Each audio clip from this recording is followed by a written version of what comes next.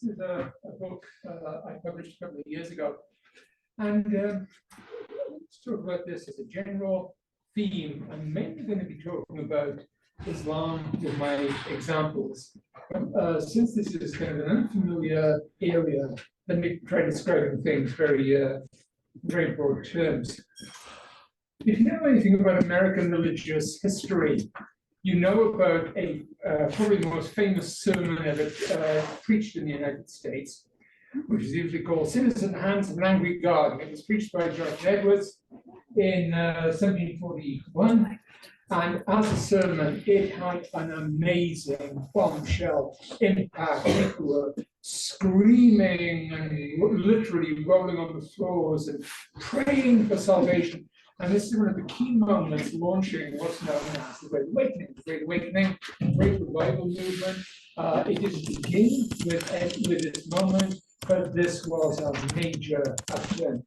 And so much else in 1741. And I know you can look at this in many ways. You can look at this great example of rhetoric, of theology.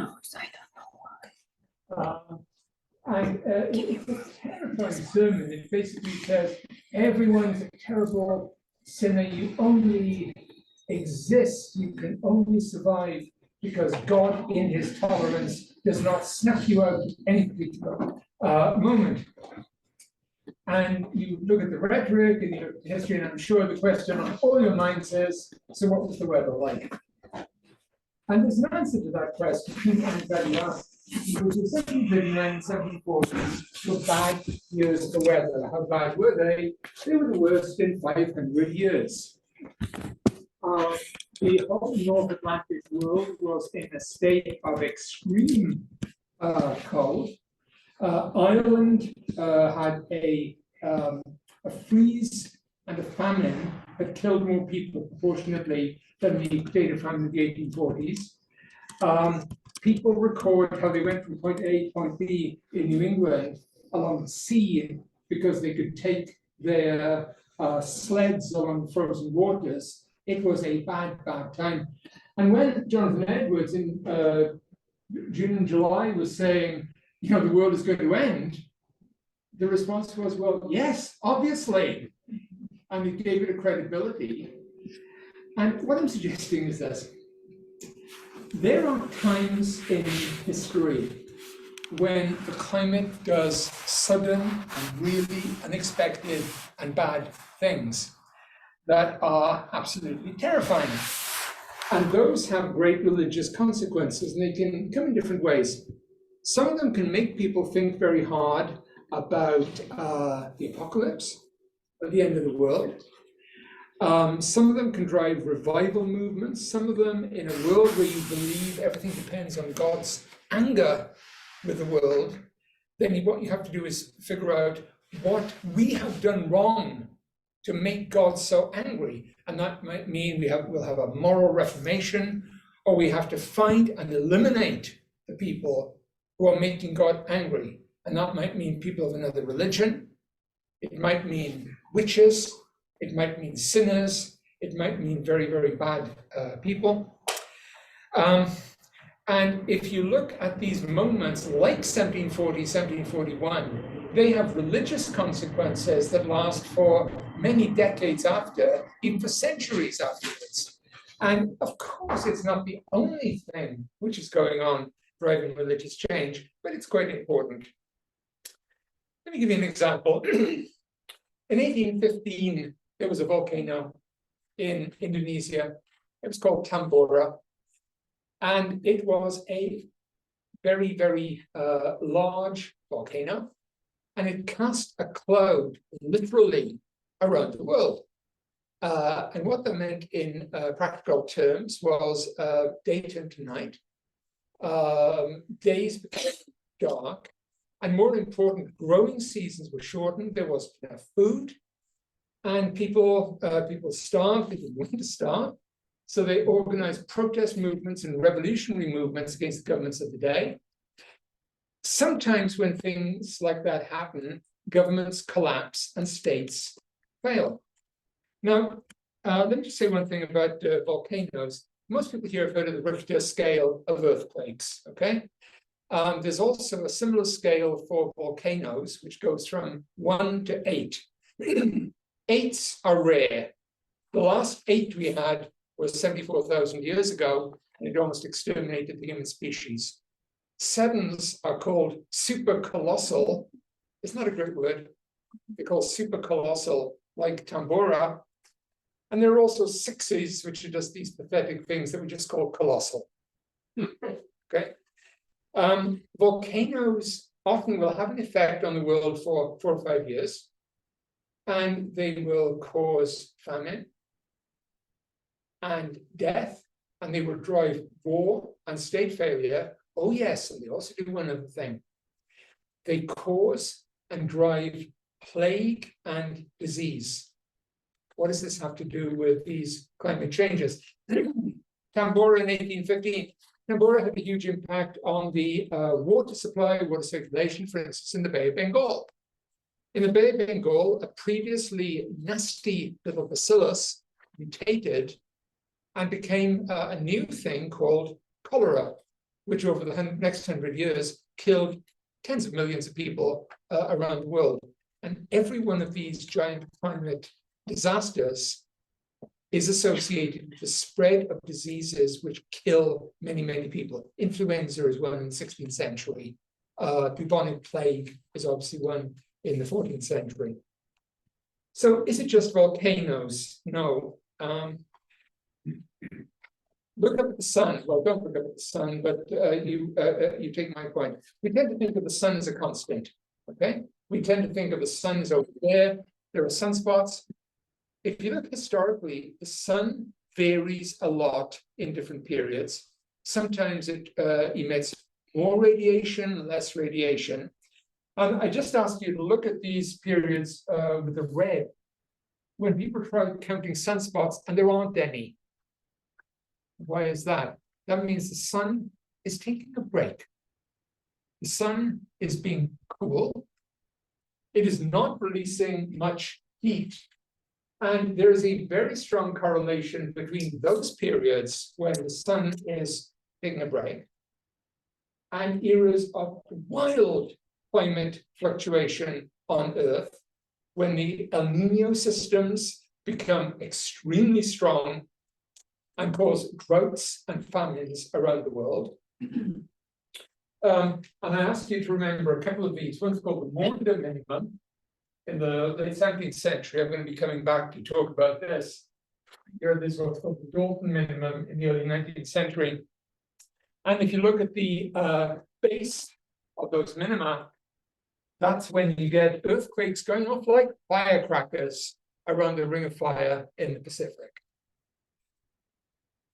And the other thing you're going to be hearing a lot about in the very near future is, of course, the El Nino system, which originally was so called because the waters of the coast of Peru were unnaturally warm around the time of Christmas.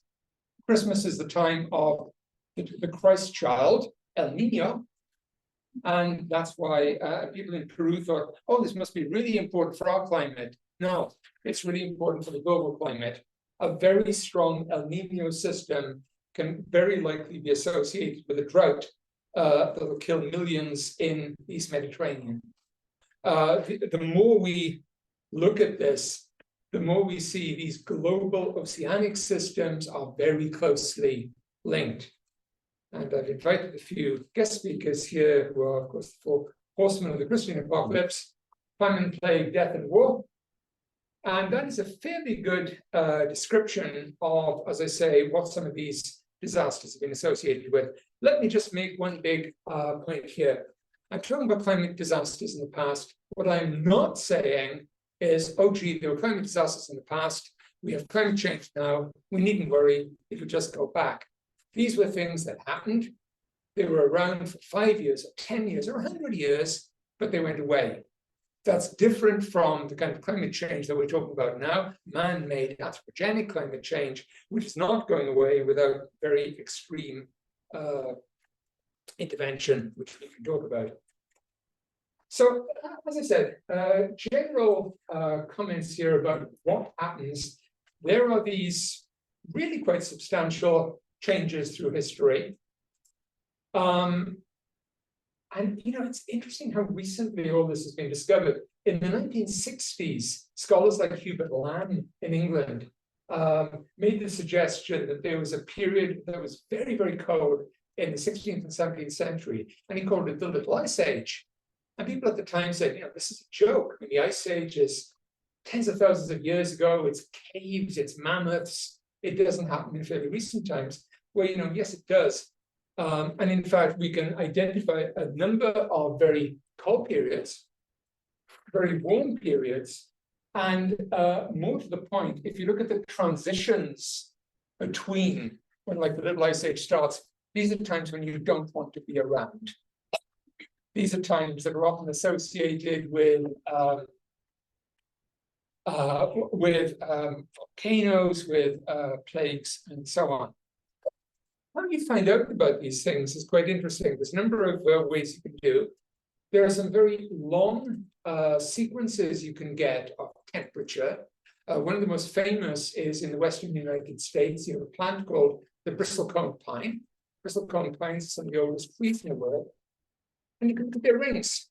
And their rings will record warm years, cold years.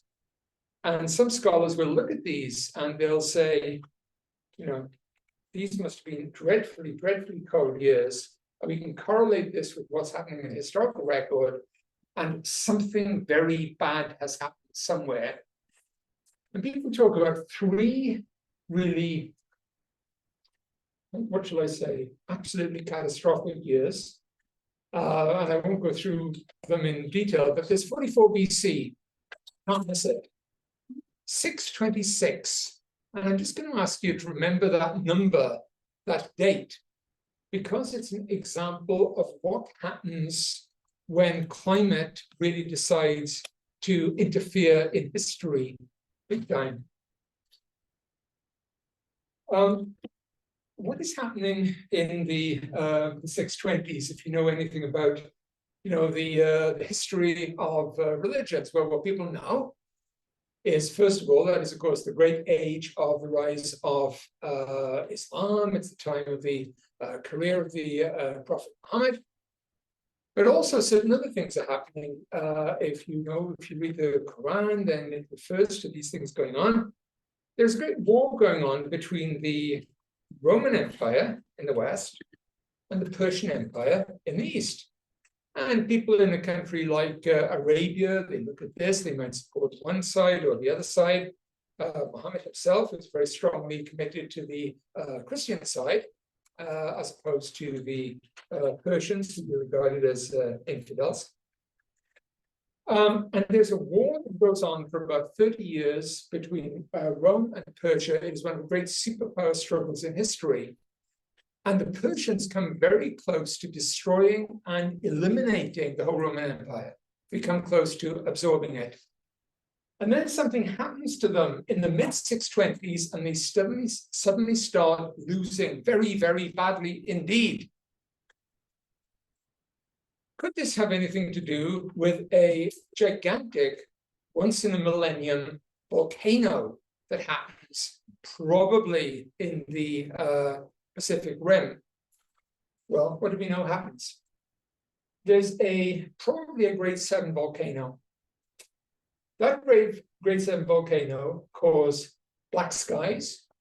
It causes frosts in summer across much of northern and eastern Asia. And in about a 4-year spell, it causes such devastation that it causes the collapse of a Turkic empire that was one of the great Asian states of the day. Also, it is associated with the upsurge of a new kind of disease, might have been a kind of plague, we don't know, which devastates Mesopotamia, possibly kills a third or a half of the population, and leaves that area immensely weakened. Could climate have anything to do with it? There's a great battle at a place called Nineveh between the Roman Emperor Heraclius and the Emperor Heraclius and the Persian Emperor. And both sides use these major artillery systems which shoot arrows and so on. And before you can shoot these artillery systems, bit of pro tip here, you have to see where you're shooting. And they can't, because there's a total black fog across the battlefield. There's also torrential rain going on. And think about, you're fighting a war in this era, and you've got a bow and arrow, and you've got your trusty bowstring, and it won't do anything. And you've got the Roman cavalry charging at you, and you're standing here saying, I want to appeal to the Geneva Convention. No, it's not going to happen. That is one of the few examples in history where you actually can point to a radical climate change and look at it having a very immediate effect on politics. Oh, did I mention that Turkic Empire? So you have hundreds of thousands of Turkish warriors in Central Asia who suddenly find that they don't have grazing, they don't have anything to eat, and they better go grab something new. So they swoop down on their next southern neighbor, which is the Persian Empire. And they make a deal with Heraclius. And Heraclius, from being about to be a refugee in the last Roman Empire, suddenly wins the greatest victory in the history of the Roman empires. The Romans defeat the Persians, the Persian Empire collapses, and the last Persian kings are in a fairly desperate position. Now look at this from the point of view of the rise of religion. In 626 and 627, Muhammad is fighting the Qurayshis and is winning some victories, losing a lot. And the Qurayshis, who are these very wealthy trading families, suddenly find all their trading networks devastated. They find themselves with a lot of their income cut off, and they are much more vulnerable to creative military tactics like those of Muhammad and the early Muslims, who precisely in the year 627 win the famous Battle of the Trench. 628, he signs a deal with the Qurayshis, and pretty soon he will win. What I'm not saying here is climate permitted the rise of Islam. Obviously not. But if you try to tell the story of those wars, of those conflicts, without taking account of climate, you really are missing quite an important part of the story. By 630, by 632, Muhammad has consolidated his rule over the Hijaz. He secured Mecca, he secured Medina, and Islamic forces are about to pour out onto the ancient world, and they pour into Persia. Persia, of course, has been absolutely devastated. They ride through Mesopotamia, which is a graveyard at this point because of plague. It is, if they tried to do this 50 years earlier, it would not have worked. But they are kicking down an open door. And when you try to look at the very rapid Islamic victories in the 630s, in the 640s, you have to take account of this climate dimension and the aftermath of these events in 626.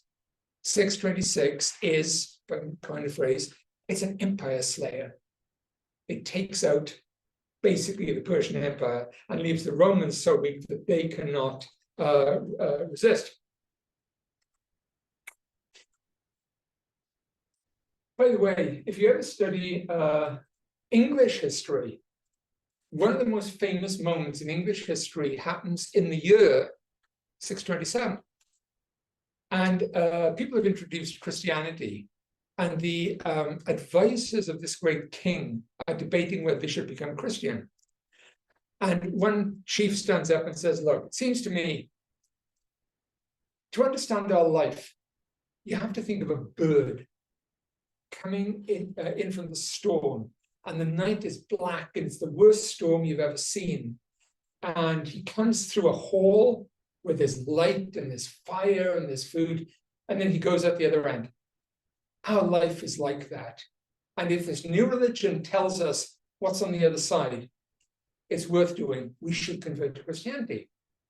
It's a very famous story. It's often told. What none of that takes account of is that the particular winter he's talking about was the worst winter in 500 years. And that bird wasn't coming in from a dark night and a storm. It was coming in from, I don't have the vocabulary for that storm. So I would suggest, if you look at Islamic history, very, very kind of complex story. Islamic history takes place in so many different areas, so many different political circumstances. But if you think about it, there are certain commonalities. Think how much of Islamic history is driven by, for example, by successive waves of invaders and people from the steppes, from Central Asia. Sometimes they would convert to Islam themselves. They will arrive as Islamic forces themselves. Sometimes they will conquer large sections of the Islamic world and then become Muslim. But if you want to understand their movements, remember how many of those movements are driven by the climate changes, which ensure that there is grazing or not grazing for their horses and their herds and their flocks. One of the great stories in the history of North Africa, for example, is the eternal battle between what's called the desert and the sown. That is, areas that are sown agriculture versus desert where nomads roam. Again, you can look at so many of the areas of climate disaster, and you can see these are the times at which nomadic cultures spread. They take over much of the wealth and influence of what had been great cities. You get new ways of life. Sometimes you get new cultures, you get Bedouin cultures spreading, and new languages. And often the cities will die. When we write that history, we often write it in terms of, bad things are happening. Yes, they are. But there are some particular periods which are absolutely horrible. This one. Oh, yeah. And I thought you would like an illustration. That is Heraclius Rex personally banging the head of the Persian emperor. I thought you'd like a very direct illustration of that fact, with angels and archangels in support. Okay. So I suggested that the 620s are one of those eras. If anyone ever asks you what would be the worst time in history to be alive, there are a couple of dates I would suggest. And one of them is around the year 1350 or 1320. Let me explain why. We're very concerned today about global warming. Around the 13 teens, there was a period of global cooling that marked the beginning of the Little Ice Age. And we still don't fully understand what was happening in terms of causation, probably connected with extreme El Niños, probably not any volcano we can identify. Something very, very bad happened. How bad was it? In Europe, for example, for several years, it rained. I mean, it rained, it rained, it rained. It wiped out all crops. It wiped out the ability to make salt. Why is that bad? Without salt, you can't preserve meat to eat in the winter. The devastation that causes in population is enormous. Now, I ask you to think about this. Imagine if you live in a society that is a late medieval society, it's a subsistence society. People depend on food, that's the largest part of their budget. And suddenly there's no food. People are starving. Oh, and then the plagues start. What do? Well, you can sit quietly and respectfully and wait for better times. That's a joke. What you actually do is, first of all, you try and appease God's anger, because you know this must be God's anger with the world. And in Christian Europe, for example, you get a phenomenon which is one of the great reliable indicators of a real climate disaster. You get people called the flagellants. And the flagellants form processions that might be tens of thousands of people, maybe more, and they proceed across the country, whipping themselves and whipping each other to try and appease God's anger. And you might think that is a very bad thing to do, but it's much, much better than the alternative, which is you try and find scapegoats. You find those people with whom God is angry, and you try and kill them. Now, some people that you target are really there. There really are Jews in Christian Europe, and this is one of the great eras of anti-Semitism, of pogroms, of trying to wipe out Jewish populations in Europe.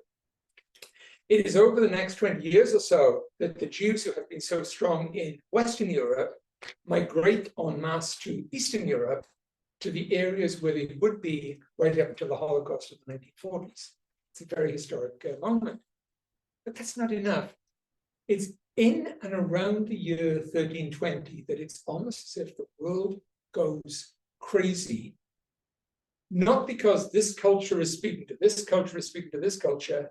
Everyone is doing what seems right according to their own particular traditions. And in Europe, for example, they invent a new kind of evil, which is witchcraft. Witchcraft has been around forever, with the idea of, you as a person put a curse on me and I will go after you. Fine. It's around the year 1320, very precisely, that we get the idea of what? Witchcraft is an organized conspiracy. Witchcraft is made up of cousins, and they meet secretly, and they have black masses, and you get the popes writing these furious, desperate accounts of these terrible witch conspiracies. Oh, by the way, the witches are allied with the Jews, and they're allied with the Muslims, and they're allied with the lepers. And they all get together and they poison the wells, and that's what spreads this terrible plague that's going around. And if that sounds crazy to you, then I don't recommend a career in late medieval society. There are also new waves of heretics to be burnt. And I come back again and again to this year, 1320. And I'm talking about Christian Europe here. Does anything like that happen in the rest of the world? Oh, yes, it does. Christianity had been very strong in China up until about the year, if anybody would like to suggest, 1320, when it basically disappears. If you are a Christian Copt from Egypt, then one of the dates that you categorically know as one of the worst dates in history is 1321. Because it's around 1320 that Islamic societies become far, far less tolerant than they always had been of Christians.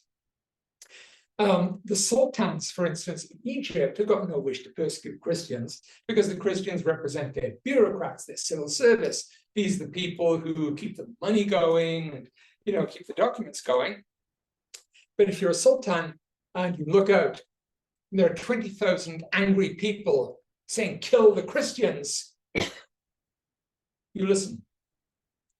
And it's in that year of 1321 when Egypt loses literally hundreds of the monasteries that had remained there for 1,000 years and suddenly are cut off one by one.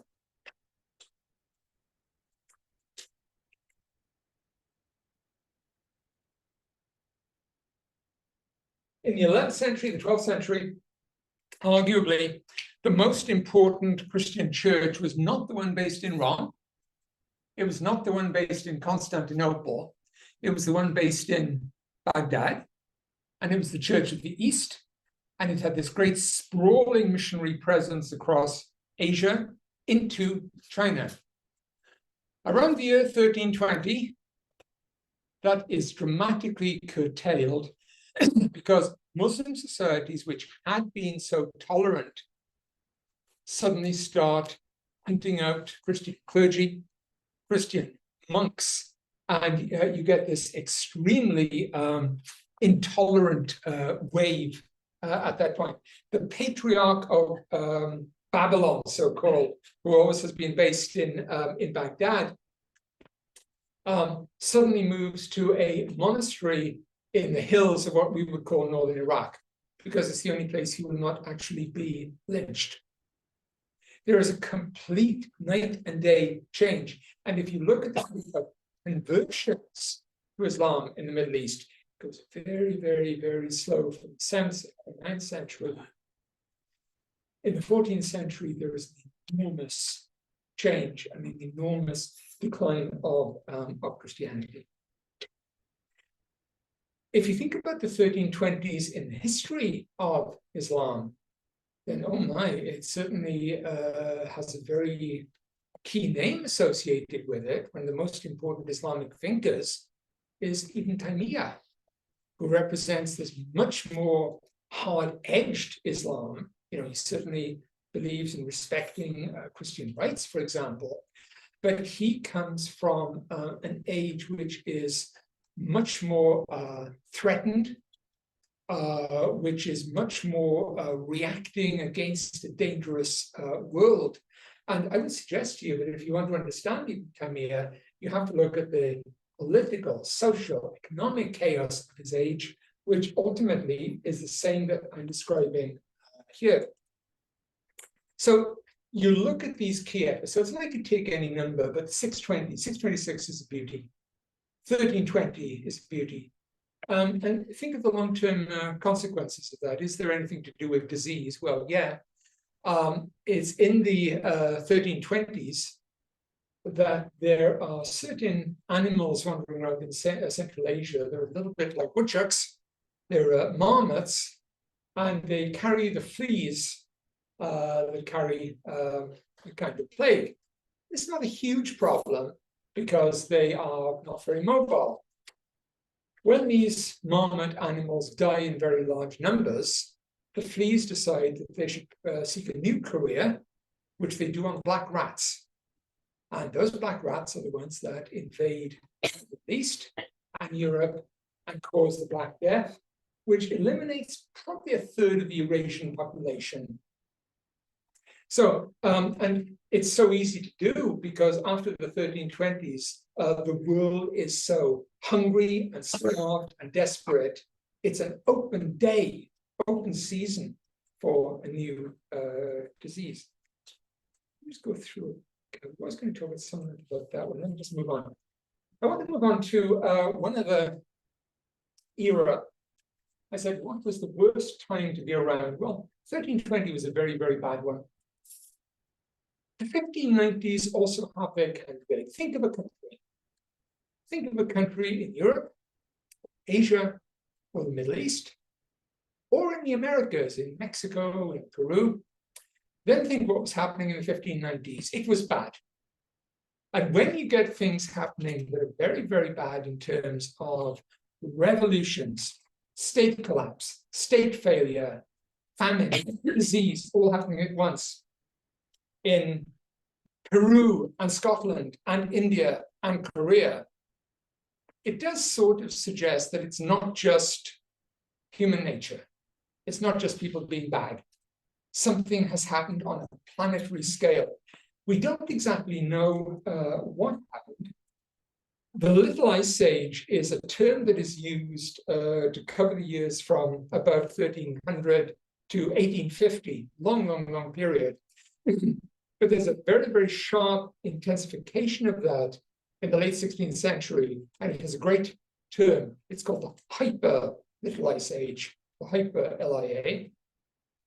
And the 1590s are one. Look at the country. Italy probably loses 1 million dead through famine. Russia loses 2 million dead through famine and plague. States collapse, and one of the classic examples of this is what happens in the Ottoman Empire. Up until the 1590s, the Ottoman Empire is the great Eurasian player. They've had 150 years of success after success. By the way, where does the Ottoman Empire come from? It comes from the great successes of the family of Osman, In the 1320s, when he intervenes in the when they intervene in the civil wars in the Byzantine Empire with all the rebellions, the Ottomans never looked back. In the 15th, 16th centuries, they made advance after advance, and by the 1570s, 1580s, they are the great dominant power in Europe, in Egypt, in the Red Sea, in the Caucasus. And then things go very, very wrong in the 1590s.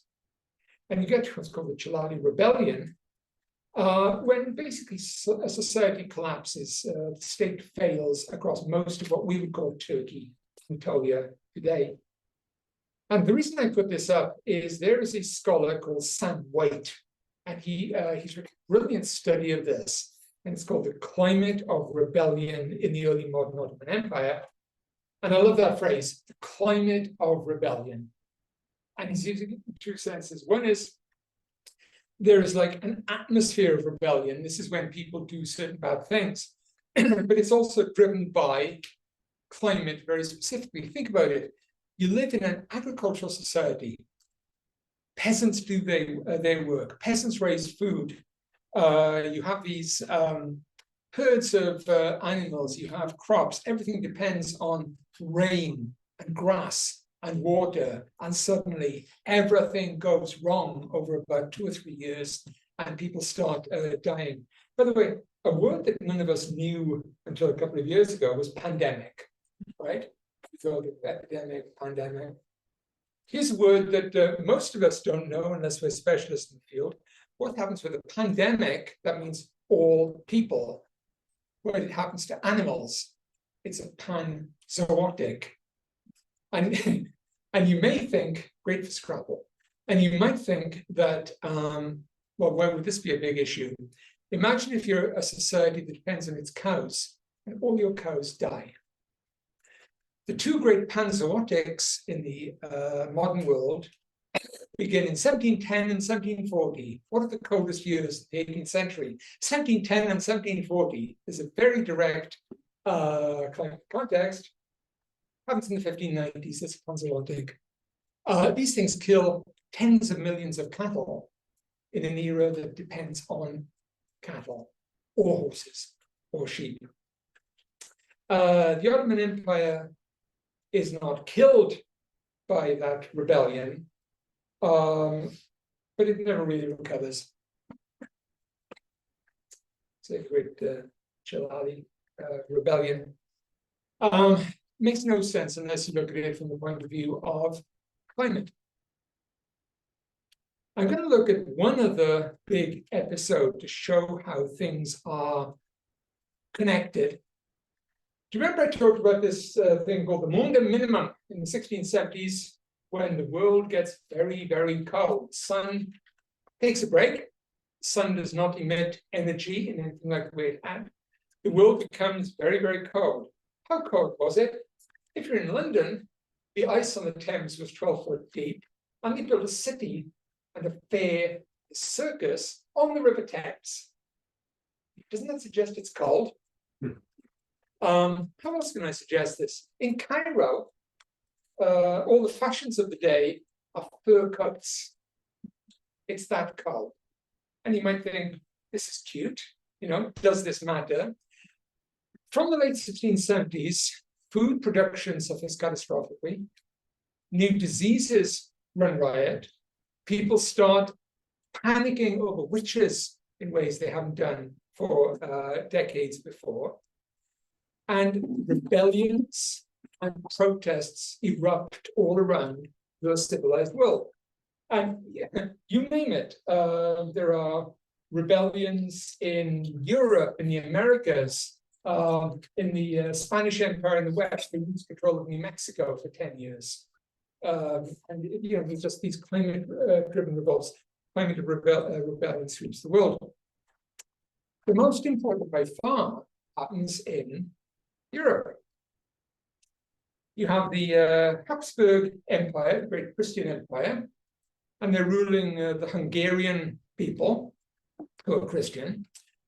And the Hungarians are starving and don't want to pay rent, very obviously. they don't want to give all the food that they've saved to these lords. And they launch a rebellion. It's one of the greatest rebellions in European history. And they rebel against the Catholic emperor. And you have rebel forces, 30,000 strong, protesting against the Austro-Hungarians. And then they do something which is remarkable, which is they look for help. And this great Hungarian Christian empire appeals to the Ottoman Sultan and says, come and rule us.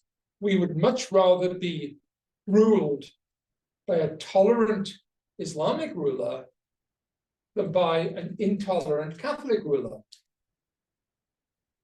And this is an amazing idea. The Sultan of the time, who's fourth, it's a wonderful idea around about 1681-2 of launching the greatest invasion of Central Europe in 150 years. He assembles a vast army which marches on Vienna in 1683, and he comes very, very close to taking over Catholic Christian Vienna as an Islamic city. It's a remarkable time. By the way, you may wonder how the Austro-Hungarian emperor is doing at this time in defense. Not much, he's left. Most of the Catholic elite have left. They've abandoned the city. They haven't said, keep it, we don't want it.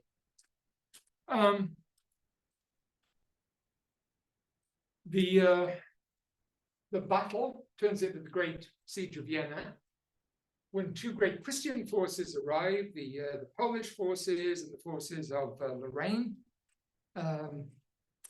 They defeat the Muslims and begin driving them back. If you know anything about European history, you know that story. What you may not know is between 1683 and 1699, I'm not saying that the European Christians have a direct line to the gods of climate, but it's almost as if they do. Because the climate hits so hard, and in particular ways that devastate the Islamic forces, the Turkish forces. And you can always tell when the Turks are in trouble, because the Bosphorus freezes hard, you can walk across it. There is mass starvation. Mehmed IV is forced into resignation. He is replaced by a new Ottoman Sultan. And by 1699, it looks as if the Ottoman Empire is going to dissolve forever. It doesn't. It manages to put itself together. And if I was telling this story 30 years ago, I would have said this in terms of, oh, the quality of the generals and the weapons they had. Now let me tell it in the way I tell it today. The 1680s probably have the strongest El Nino ever recorded. The resulting cold in Europe and the Eastern Mediterranean is cataclysmic. Regimes are falling all around the world. In many European countries, for example, countries have got starvation on such a level that they're losing a third of their population, which is, catastrophic. All these wars are fought out against the background of climate contingency. If you want to understand the relations between Christianity and Islam, if you want to understand the history of either of the religions in this period, you can do it without taking account of climate, but you're making a mistake if you do. You're leaving out such an important part of the story. It's not a question of theology or rhetoric or religious argument. It is very much a question of different kinds of climate will benefit and harm different regions and different peoples. All of which raises a fairly obvious and interesting question, which is, how far is any of this relevant today? And the answer is, of course, we live in an age of climate change. We live in an age when emissions into the atmosphere are increasing very dramatically, when global warming is very obvious. we know from past history how these kinds of episodes are going to play out. If I look today, you know, we think of things like waters rising. Okay, that's really important. If I look, for instance, at African societies, one thing I'm alarmed by is that witchcraft charges will return in a big way. Witchcraft has never gone away. If you're looking for scapegoats, that's one of the ways in which you're going to find them. Imagine communities, for instance, in East Africa, where Christians and Muslims have lived together very closely for many years and got on well, and suddenly they're in ages when they're fighting over water supplies, when water is disappearing, when lakes are disappearing, when the world is going through, here's two words you don't probably know too well yet, aridization, which is when the world becomes extremely dry, and the really dangerous one, desertification. Yes. When the world moves to deserts. By the way, I'll give you a neat rule here. If you look at a country and figure out how much it contributed to the problem of emissions, there's an inverse relationship with how bad it's going to suffer. So if it's a European country that pushed out a lot of emissions, it probably has the technology and the money to prevent itself from suffering the worst damage. If you're a country in the Western Sahel and you've done basically nothing with emissions, you're going to suffer very, very badly indeed. You're going to suffer state failure and civil wars and scapegoating.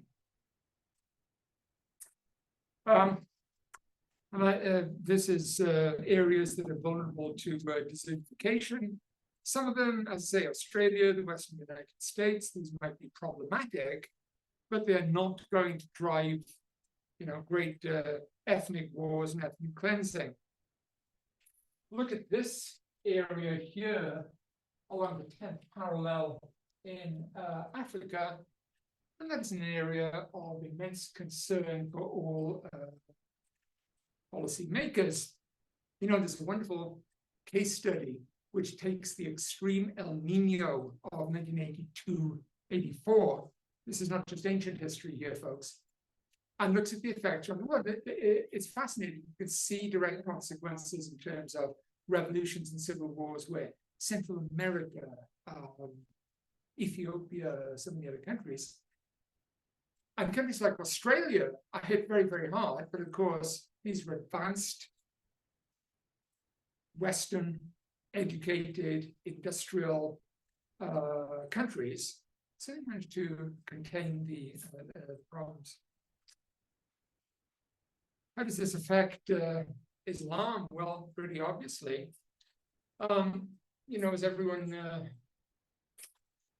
remember, in the very early years of this present century, there began a catastrophic drought across the Levant, across areas like Syria. One consequence of that was very large numbers of people were forced from the countryside. They were forced into cities where the government was just unable or unwilling to help them. And so they were thrown on the resources of the most radical, most fundamentalist religious organizations. And by the time we came to 2011, when the Syrian revolution broke out, you see the consequences with the rise of very radical Islamist movements. And I would suggest that the Syrian civil war, which has caused how many refugees so far? 7 million, is very much a climate-driven war. I'll just mention this briefly. If you look at the areas that are hardest hit by climate change in the modern world, what do people do if they live in this sort of society, whether they're Muslim or Christian? The answer is they try and save themselves and their families. What they do is they head north, they head to Europe, they try to get into Spain and Italy and the rest. And that is one of the, you know, the great stories, tragedies about Europe. How many thousand people die a year trying to cross the Mediterranean? What is it now, like 8,000 a year, 10,000? It's a terrifying number. And if you're looking for solutions, well, often it's religious organizations that are trying their best to solve this. And if anyone is trying to look at the contemporary ideas of what, for instance, Muslims are trying to do respond to this. You know, this is an article that just appeared very recently, and then I draw your attention. I think that's what 2020. So you know, I draw your attention to that. But I suppose if I have a bottom line here, is that this was said back in the 1680s. The best way to suppose what may come is to remember what is past. The best qualification of a prophet is to have a good memory. Experience makes more prophets than revelation. If you know what happened in the past, you got a good idea what's going to happen in the future. And on that delightful, cheerful note, I will end and throw open the questions.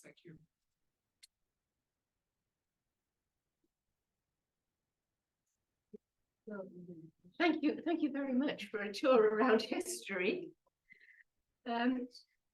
Maybe while people are thinking of what questions they'd like to ask, if I could start off, you've correlated climate change with all sorts of terrible things. Yep. Can you correlate it with anything good at all? Very much so. So, for example, suppose you're just writing religious history, for the sake of argument.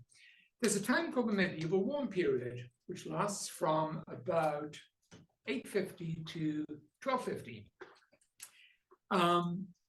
The sun shines longer, growing seasons are longer, the ice melts in a way that's good, in that it opens up trading routes.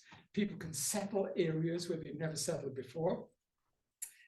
People are so desperate for land because their populations are so high that they go to marginal lands that they never could have done before, but now the weather's beautiful, the sun's shining, and populations soar.